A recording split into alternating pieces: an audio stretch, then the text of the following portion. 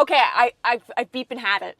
Hey everyone, welcome back to the Kia Hyundai channel. My name is Charlotte and I just want some peace and quiet. So if you want to learn how to make your Kia Hyundai less annoying, I'm going to show you how to turn off that beeping. Now, if your vehicle is equipped with CC&C, which is the new software that Kia Hyundai is rolling out, this is the process you're going to follow. However, older vehicles with different software, you still are able to turn off the beep.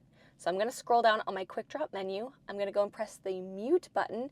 And now you'll see that it's not just on the screen where it's going to cancel out the beeping, but it's also going to go and be on the climate controller here. So you'll notice that there's finally no beeping. I can finally have a moment of peace and quiet because the only beep that I want to hear is this one. If you guys enjoyed this video, please leave a like, subscribe to the Kia Hyundai channel if you want to learn about every single function on your Kia Hyundai vehicle, and we will see you guys next time. Bye!